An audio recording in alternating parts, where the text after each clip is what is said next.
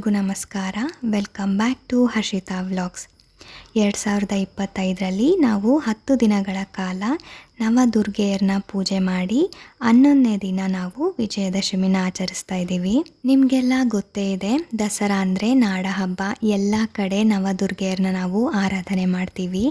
ಶೈಲಪುತ್ರಿ, ಬ್ರಹ್ಮಚಾರಿಣಿ, ಚಂದ್ರಘಂಟ, ಕೂಷ್ಮಾಂಡ ದೇವಿ, ಸ್ಕಂದಮಾತಾ, ಕಾತ್ಯಾಯಿನಿ, ಕಾಳರಾತ್ರಿ, ಮಹಾಗೌರಿ ಹಾಗೆ ಸಿದ್ಧಿದಾತ್ರಿ. ನಾನೀಗಾಗಲೇ ದುರ್ಗಾಮಾತೆಯ 9 ಅವತಾರಗಳ ವಿಶೇಷತೆ ಬಗ್ಗೆ ನನ್ನ ಮಿನಿ ವ್ಲಾಗಲ್ಲಿ ಅಪ್ಲೋಡ್ ಮಾಡಿದ್ದೀನಿ.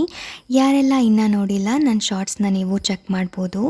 ವಿಜಯದಶಮಿ ಅಂದ್ರೇ ವಿಜಯವನ್ನು ಸಂಭ್ರಮಿಸೋದು. ಈ ದಿನ ಎಲ್ಲರೂ ಬನ್ನಿ ಮರಕ್ಕೆ ಹೋಗಿ ಪೂಜೆ ಮಾಡ್ಕೊಂಡು ಬರ್ತಾರೆ.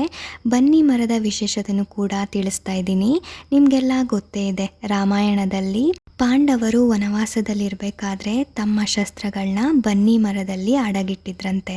ಹಾಗಾಗಿ ಈ 9 ದಿನಗಳ ಕಾಲ ನವದುರ್ಗೆಯರನ್ನ ಆರಾಧನೆ ಮಾಡಿದ ಮೇಲೆ ಆ ಶಸ್ತ್ರಗಳನ್ನ ಹೊರಗಡೆ ತೆಗಿತಾರಂತೆ. ಹಾಗಾಗಿ ನಾವು ಕೊನೆ ದಿನ ಬನ್ನಿ ಪೂಜೆನ ಮಾಡ್ತೀವಿ. ಈ ವಿಶೇಷವಾದ ದಿನ ದುಷ್ಟರಾವಣನ ಮೇಲೆ ಶ್ರೀರಾಮರು ವಿಜಯವನ್ನು ಸಾಧಿಸಿದ್ರು. ಹಾಗೆ ದುರ್ಗಾದೇವಿ ಈ ದಿನ ಮಹಿಷಾಸುರನ ಸಂಹಾರ ಮಾಡಿದಂಥ ದಿನ. ಹಾಗಾಗಿ ಎಲ್ಲರೂ ಕೂಡ ಈ ದಿನ ವಿಜಯದಶಮಿ ಅಂತ ಹೇಳಿ ಆಚರಣೆ ಮಾಡ್ತಾರೆ. ನಾವು ಕೂಡ ನಮ್ಮ ಮನೇಲಿ ಈ 10 ದಿನಗಳ ಕಾಲ ಅರಳಿ ಮರ, ಬೇವಿನ ಮರ, ನಾಗರಕಟ್ಟೆ ಹಾಗೆ ಬನ್ನಿ ಮರನೂ ಕೂಡ ಪೂಜೆ ಮಾಡಿದ್ವಿ. ಈ ದಿನ ಎಲ್ಲರೂ ಕೂಡ ಬನ್ನಿಯಿಂದ ಬಾಳು ಬಂಗಾರವಾಗಲಿ ಅಂತ ಹೇಳ್ಬಿಟ್ಟು ಬನ್ನಿನ ಕೊಟ್ಟು ಆಶೀರ್ವಾದ ಮಾಡ್ತಾರೆ. ಹಾಗೆ ಬನ್ನಿ ಮರನ ಪೂಜೆ ಮಾಡುವಾಗ ಶಮಿ ಶಮಯತೆ ಪಾಪಂ, ಶಮಿ ಶತ್ರು ವಿನಾಶಿನಿ, ಅರ್ಜುನಸ್ಯ ಧನುರ್ಧಾರಿ, ರಾಮಸ್ಯ ಪ್ರಿಯದರ್ಶಿನಿ ಈ ಮಂತ್ರನ ಹೇಳ್ಕೊಳ್ಳೋದ್ರಿಂದ ನಿಮ್ಮ ಇಷ್ಟಾರ್ಥಗಳೆಲ್ಲ ಸಿದ್ಧಿಯಾಗತ್ತೆ. ಹಾಗಾಗಿ ಎಲ್ಲರೂ ಕೂಡ ಮಂತ್ರನ ಹೇಳ್ಕೊಂಡು ಪ್ರಾರ್ಥನೆ ಮಾಡ್ಕೊಳ್ಳಿ.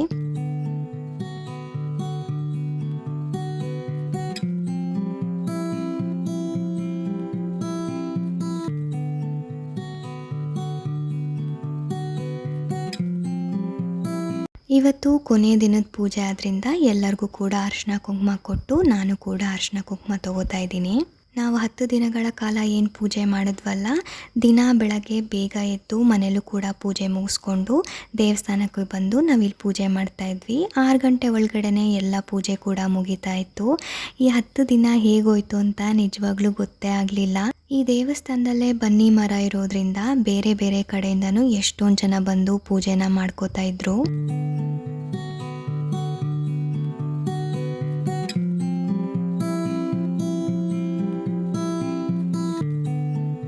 ಇವತ್ತು ನಾವು ಕೂಡ ಬೆಳಗ್ಗೆ ಬೇಗ ಎದ್ದು ಮನೇಲಿ ಪೂಜೆ ಮಾಡಿಕೊಂಡು ದೇವಸ್ಥಾನಕ್ಕೂ ಹೋಗಿ ಅಲ್ಲಿ ಬನ್ನಿ ಮರ ಪೂಜೆ ಮಾಡ್ಕೊಂಡು ಬಂದಿದ್ದೀವಿ. ನಮ್ಮ ಮನೇಲಿ ಪ್ರತಿ ವರ್ಷವೂ ನಾವು ದೇವಿ ಮಹಾತ್ಮೆನ ಓದ್ತೀವಿ. ಹಾಗಾಗಿ ದೇವಿ ಕೂರಿಸೋ ಎಲ್ಲ ತಯಾರಿನ ಮಾಡ್ಕೋತಾ ಇದ್ದೀವಿ. ನಾನಿಲ್ಲಿ ಕಾಲ್ ದೀಪಗಳನ್ನೆಲ್ಲ ಒರೆಸಿ ಹಾಗೆ ಕಳಸದ ದೀಪಗಳಿಗೆ ಕೂಡ ಬತ್ತಿ ಎಣ್ಣೆ ಹಾಕೋಣ ಅಂತ ಹೇಳ್ಬಿಟ್ಟು ಇಲ್ಲಿ ಹಾಕ್ತಾ ಇದ್ದೀನಿ.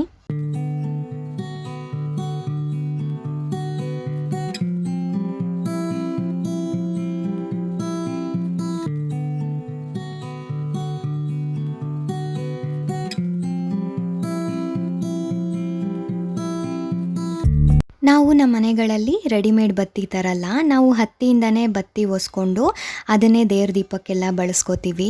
ಈ ರೀತಿ ಬತ್ತಿಗಳನ್ನ ತುಂಬ ಸಣ್ಣಕ್ಕೆ ಒಸೆಯೋದ್ರಿಂದ ದೀಪನೂ ಕೂಡ ಸಣ್ಣದಾಗಿ ಉರಿಯುತ್ತೆ, ತುಂಬ ಹೊತ್ತು ಉರಿಯುತ್ತೆ. ನಾನಿಲ್ಲಿ ಎಲ್ಲ ದೀಪಗಳನ್ನ ಎಣ್ಣೆ ಬತ್ತಿ ಹಾಕಿ ರೆಡಿ ಮಾಡಿದ್ಮೇಲೆ ದೇವಿನ ಕೂರ್ಸೋಕ್ಕೆ ನಾನು ಸ್ಯಾರಿ ಪ್ಲೀಟಿಂಗ್ ಕೂಡ ಮಾಡ್ಕೋತಾ ಇದ್ದೀನಿ.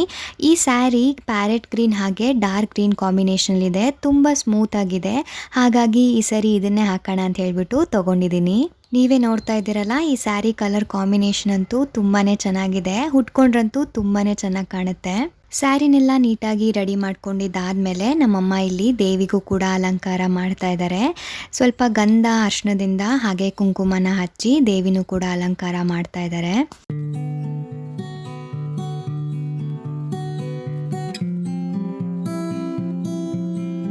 ಕಳಸ ಎಲ್ಲ ಹೂಡಿ ಸ್ಯಾರಿನೂ ಕೂಡ ಹಾಕಿದ್ದೀವಿ. ಹಾಗೆ ಬ್ಲೌಸ್ ಪೀಸು ಬಳೆಗಳನ್ನ ಇಟ್ಟು ಈಗ ಮುಖ ಪದ್ಮನೂ ಕೂಡ ಇಡ್ತಾ ಇದ್ದಾರೆ. ಈ ಹಬ್ಬಗಳಂದರೆ ಹಾಗೇನೆ ಅಲ್ವಾ, ಒಬ್ಬರೇ ಎಲ್ಲ ಕೆಲಸ ಮಾಡ್ತೀವಿ ಅಂದರೆ ಜಾಸ್ತಿ ಟೈಮ್ ಹಿಡಿಯುತ್ತೆ. ಹೀಗೆ ಎಲ್ಲರೂ ಅವ್ರ ಕೈಲಾಗೋಷ್ಟು ಕೆಲಸಗಳನ್ನ ಮಾಡಿಕೊಟ್ರೆ ಬೇಗ ಪೂಜೆನೂ ಮಾಡ್ಕೋಬೋದು. ಹಾಗಾಗಿ ನನ್ನ ಕೈಲಾಗೋಷ್ಟು ಕೆಲಸನ ನಾನಿಲ್ಲಿ ಮಾಡಿಕೊಡ್ತಾ ಇದ್ದೀನಿ. ನಮ್ಮಮ್ಮ ಇಲ್ಲಿ ಪೂಜೆಗೆಲ್ಲ ರೆಡಿ ಮಾಡಿಕೊಂಡು ದೀಪನೂ ಕೂಡ ಹಚ್ಚಿ ಪೂಜೆನೂ ಕೂಡ ಮಾಡಿದ್ರು.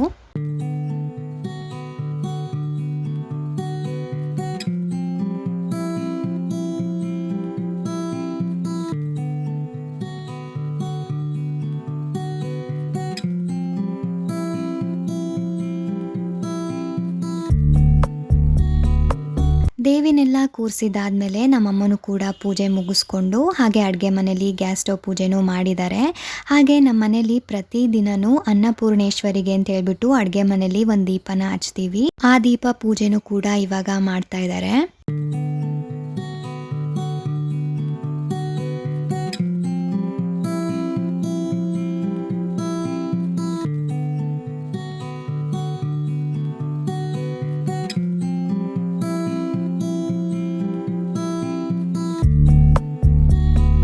ಪೂಜೆ ಎಲ್ಲ ಮುಗಿಸ್ಕೊಂಡು ಇವಾಗ ಅಡುಗೆ ತಯಾರಿ ಮಾಡ್ಕೋತಾ ಇದ್ದಾರೆ. ಅಷ್ಟರಲ್ಲಿ ನಮ್ಮ ಅಪ್ಪಾಜಿನೂ ಕೂಡ ಬಂದು ಈ ದೇವಿ ಮಹಾತ್ಮೆನ ಓದ್ತಾರೆ. ಈ ದೇವಿ ಮಹಾತ್ಮೆಯಲ್ಲಿ 18 ಅಧ್ಯಾಯ ಇರುತ್ತೆ. ಕೊನೆ 2 ಅಧ್ಯಾಯ ಓದಲ್ಲ. ಹಾಗಾಗಿ 16 ಅಧ್ಯಾಯನ ಓದಕ್ಕೆ ಅಂತ ಹೇಳ್ಬಿಟ್ಟು ಕೂತ್ಕೊಂಡಿದ್ದಾರೆ. ಈ ದೇವಿ ಮಹಾತ್ಮೆ ಏನಿದೆ ಸಂಪೂರ್ಣ ಪುಸ್ತಕನೇ ಓದಬೇಕಾಗತ್ತೆ. ಹಾಗಾಗಿ ತುಂಬಾನೇ ಸಮಯ ಹಿಡಿಯುತ್ತೆ. ನಮ್ಮ ಅಪ್ಪಾಜಿ ಇದನ್ನ ತುಂಬಾ ಬೇಗನೆ ಓದ್ತಾರೆ. ಯಾಕಂದ್ರೆ ನಮ್ಮ ಮನೇಲಿ ದಿನ 1 ಅಧ್ಯಾಯ ಅಂತೂ ಓದ್ತೀವಿ. ನಮ್ಮ ಅಪ್ಪಾಜಿಗೆ ರೂಢಿ ಇರೋದ್ರಿಂದ ಇದನ್ನ ಬೇಗನೆ ಓದ್ ಮುಗಿಸ್ತಾರೆ. ಅಷ್ಟರಲ್ಲಿ ನಾನು 1 ಅಧ್ಯಾಯಕ್ಕೆ 1 ಉಡಿ ಅಂತೆ 16 ಉಡಿಗಳನ್ನ ರೆಡಿ ಮಾಡ್ಕೊಂಬಿಡೋಣ ಅಂತ ಹೇಳಿ ರೆಡಿ ಮಾಡ್ಕೊಡ್ತಾ ಇದ್ದೀನಿ. ಈ ಒಂದೊಂದು ಉಡಿನೂ ಒಂದೊಂದು ಅಧ್ಯಾಯ ಕಂಪ್ಲೀಟ್ ಆದಮೇಲೆ ಇದನ್ನ ದೇವರಿಗೆ ನೈವೇದ್ಯ ಮಾಡ್ತಾರೆ. ಹಾಗಾಗಿ ನಾನಿಲ್ಲಿ ರೆಡಿ ಮಾಡ್ಕೊಡ್ತಾ ಇದ್ದೀನಿ. ನಮ್ಮ ಕಡೆ ಎಲ್ಲ ಈ ಉಡಿ ತುಂಬೋದಕ್ಕೆ ವಿಳೆದೆಲೆ, ಅಡಿಕೆ, ನೆನೆಹಾಕಿ ನೆನ್ಗಡ್ಲೆ, ಹಾಗೆ ಅಕ್ಕಿ ಹಿಟ್ಟಿಂದ ಮಾಡಿರುವಂಥ ತಮಟ, ಬಾಳೆಹಣ್ಣು, ಹಾಗೆ ಒಣ ದ್ರಾಕ್ಷಿ, ಖರ್ಜೂರ, ಉತ್ತುತ್ತಿ, ಬಾದಾಮಿ ಹಾಗೆ ಕಲ್ಸಕ್ಕರೆ ಇದ್ರೆ ಇಡ್ತಾರೆ. ನಾನಿಲ್ಲಿ ಇವಾಗ 9 ಉಡಿಗಳನ್ನ ತುಂಬಿದ್ದೀನಿ. 9 ಉಡಿಗಳ ಅಧ್ಯಾಯ ಆದಮೇಲೆ ಮಿಕ್ಕಿರೋದನ್ನ ತುಂಬಬೇಕು ಅಂತ ಹೇಳ್ಬಿಟ್ಟು ನಾನಿಲ್ಲಿ ಇಷ್ಟು ಮಾತ್ರ ತುಂಬಿಕೊಟ್ಟಿದ್ದೀನಿ.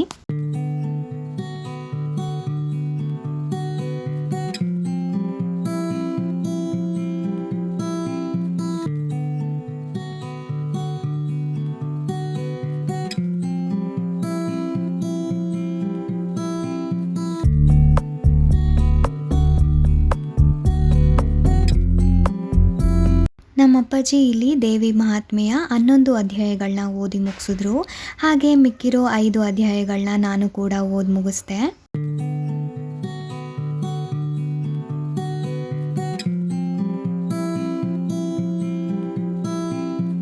ಹಾಗೆ ಮನೇಲಿರೋರೆಲ್ಲರೂ ಕೂಡ ಪೂಜೆನ ಮುಗಿಸ್ಕೊಂಡು ದೇವಿಗೆ ಆರತಿ ಮಾಡೋಣ ಅಂತ ಹೇಳ್ಬಿಟ್ಟು ಇಲ್ಲಿ ಆರತಿ ಕೂಡ ಮಾಡ್ತಾ ಇದ್ದೀವಿ.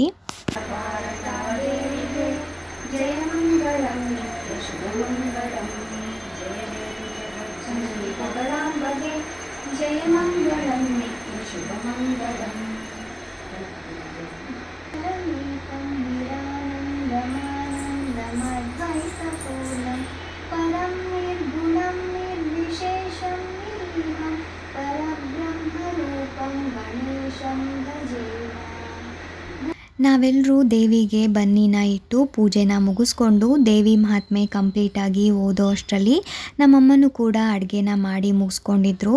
ಹಾಗಾಗಿ ಎಲ್ಲರೂ ಒಟ್ಟಿಗೆ ದೇವಿಗೆ ಆರತಿನ ಮಾಡಿ ಈಗ ಊಟನೂ ಕೂಡ ಮಾಡ್ಕೊಳ್ಳೋಣ ಅಂತ ಹೇಳ್ಬಿಟ್ಟು ಊಟಕ್ಕೆ ಕೂತ್ಕೊಂಡಿದ್ದೀವಿ.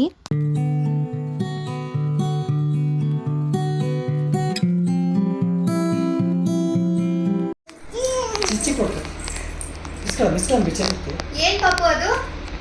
ಏನಿದು?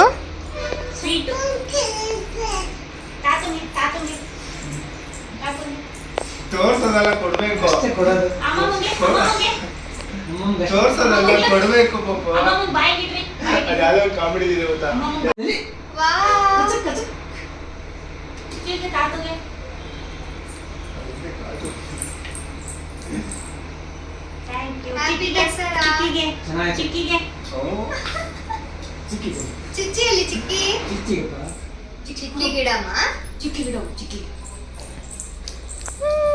ನಾವಿವತ್ತು ನಮ್ಮನೇಲಿ ದೇವಿನ ಕೂರಿಸಿದ್ವಲ್ಲ, ಹಾಗಾಗಿ ಹಬ್ಬಕ್ಕೆ ನಾವು ಅಜ್ಜಿ, ತಾತ, ಅಕ್ಕ ಹಾಗೆ ಅವ್ರ ಮಗನ್ನು ಕೂಡ ಕರೆದಿದ್ವಿ. ಹಾಗಾಗಿ ಎಲ್ಲರೂ ಕೂಡ ಬಂದಿದ್ರು. ತುಂಬಾ ಖುಷಿ ಆಯಿತು. ಅಮ್ಮಮ್ಮ ಇಲ್ಲಿ ಚಿಕ್ಕಿ ಚಿಕ್ಕಿ ಅಲ್ಲಿ ಪಪ್ಪ ಜಾಣೆ.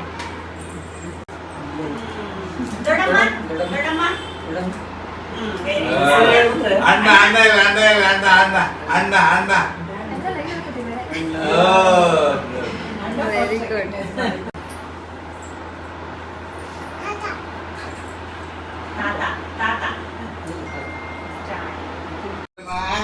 ಯಾವಾಗ ಕೊಡ್ಬೇಕಾ ಸ್ಮೈಲಿ ಇಲ್ಲೇ. ತಗೊಂಡಮ್ಮ.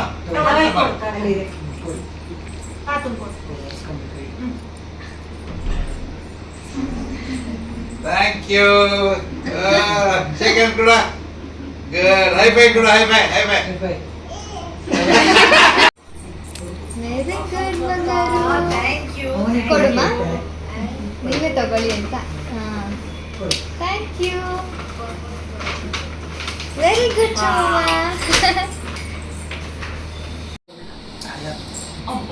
ಇಲ್ಲಿಂದ ಬರ್ರಿ ಅಮ್ಮ ಕಾಫಿ ಕೊಡ್ಬೇಕು ಇವಾಗ ಇಟ್ಟಿದ್ದಲ್ಲ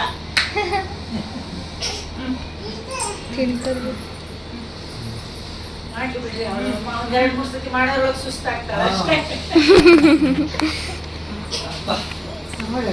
ಸರ್ಕಸ್ ಮಾಡಿ ಗುಡ್